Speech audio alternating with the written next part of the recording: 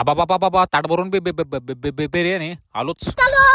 तर सकाळ सकाळ विषय काय झाला माहिती का, शंकररावचा मला फोन आला आणि ते म्हणले की आपल्या शेतामध्ये चंपा गोल्ड कंपनीची मीटिंग आहे. मी म्हणलं लगेच आलो 4-5 पोरं घेऊन. अबे सौद्या मीटिंग तिकडे शेतामध्ये राहिली, तू इथं काय करायला लागला? तर सौद्या म्हणला मी निवांत इथं बसलोय, मला निवांत मागणी येणार आहे. म्हणलं निवांत माझं काय ना, ज्या मंडपामध्ये मीटिंग होती का तिथं कोण दिसलं ना, लांब बघितलं तर तिकडे भरपूर गर्दी दिसायला लागली होती. मला चला पहिलं तर तिथं जावं लागतं, त्याशिवाय पर्याय नाही आपल्याला. ह्या शेताचा रस्ता बघून मला एकच आठवलं बरं का, मी काय येईन पण म्हणलं आमचं पप्प्या कसं येणार आहे ह्या रस्त्याने. 1 7 चलो 1 2 3 4 5. अबे तू क्या माझ्या आधी तू पण इथे येऊन थांबला होय?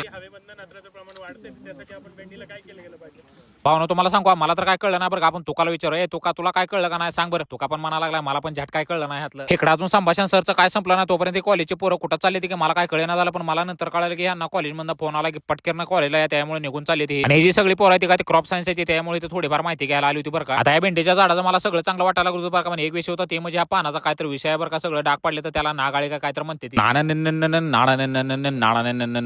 हा मला तर काय कळलं नाही बरं का, काय काय वाचलं ते. त्यामध्ये तिकडून सरनं आवाज दिला की पटकेरनं सगळ्यांनी हात वर करा, त्यामुळे हात वर केला. कारण तिकडे फोटो काढायला लागली होती. ह्यातली माहिती तुम्ही सगळी वाचून घ्या काय असेल ती.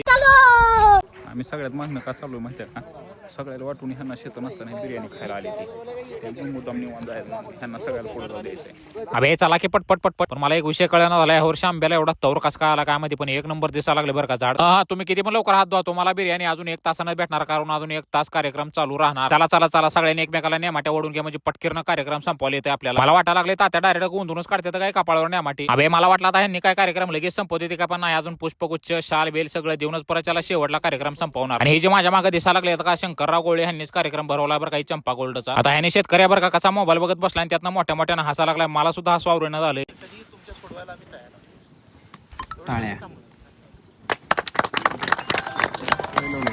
पहिला घास आपल्या ताटामधला कधीच खायचा नाही, त्यामुळे तुकाला पहिल्यांदा जवळ बसवलं होतं. मला तुझ्या ताटातला पहिला घास खाणार मी. बाबा बाबा असली बिर्याणी बेकार खतरनाक झाली होती तुम्हाला सांगतो. फक्त एक विषय होता, सगळं भेटलं होतं फक्त लिंबू नव्हतं, त्यामुळे माझा मूड हाफ झाला बरं काही. जीव सुद्धा देणार ते खाऊन निवांत बसली. 2 घास आहे ती सुद्धा पोटात जाऊ देणार झाली ती माझ्या. ते 2 घास पटकेरनं खालून परत त्याला पाणी पेलून म्हणलं चला मला आता आपल्याला गावाकडे जावं लागतं. आणि असं व्हिडिओ काढायला लागलो का लय येड्याने बघते ती बरं का माणसं माझ्याकडे. आता माझं तर फुल्ल पोट भरलं होतं बरं का. आता तुकाला विचार होता, तुका पण म्हणला फुल्ल पोट भरले भरणारच की, फुकट होता म्हणल्यावर लगेच पोट भरत असतंय.